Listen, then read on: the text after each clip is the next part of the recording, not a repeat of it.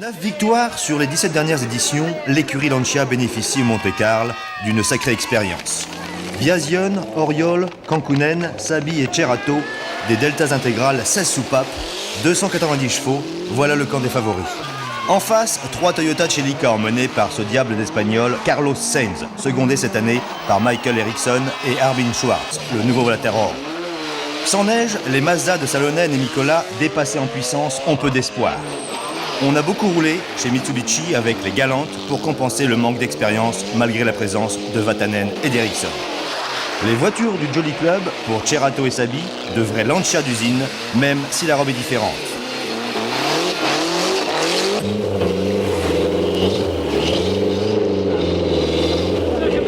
Oui, une grande bataille. Ce matin, Carlos m'a repris les 14 secondes que je lui ai pris hier soir dans le Moulinan. Alors, ça s'annonce une grande journée. Par contre, je crois qu'il faut quand même aussi surveiller Bruno Saby, qui fait une très belle course et qui est pas loin derrière, qui est tout à fait dans le coup. Et il a bien raison de se méfier, le petit Français. Très vite, l'Espagnol va revenir à sa hauteur. Extraordinaire. Pour la 3e fois, ils se retrouvent tous les deux ex-aequo à Mirali.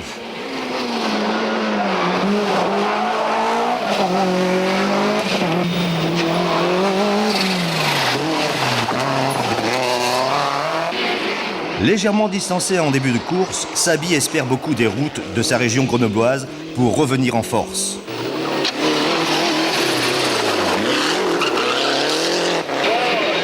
Pour Oriol, pas une seconde à perdre.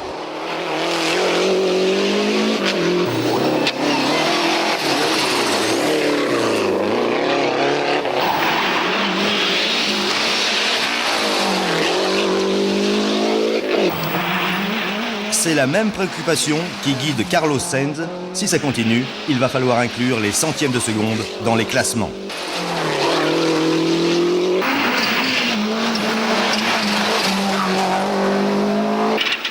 Dans son désir de bien faire, chez lui, Saby a fini par sortir de la route.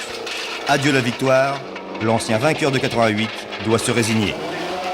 Avant d'entamer la dernière nuit, rien n'est encore joué. Oriol ne possède que 4 secondes d'avance sur Sainz. Un Sainz qui a drôlement bien résisté aux attaques d'Oriol, et ce n'est pas fini. Profitant d'une baisse de forme d'Oriol, bien relative d'ailleurs, Sainz va parvenir une nouvelle fois à se hisser à la hauteur du Français. Pour la 4e fois, il se retrouve ex-aequo en tête de ce rallye. Du jamais vu.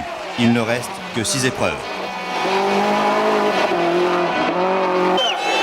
Oriol reprend confiance et creuse un petit écart de 52 secondes. Sainz, enfin, s'est résigné. Mais quel suspense! Ça a été très dur. Carlos Sainz a été très vite et il a fallu que je sorte tout ce que je pouvais donner dans les 5 dernières spéciales pour essayer de faire la différence. 2e succès pour Oriol, Cocorico.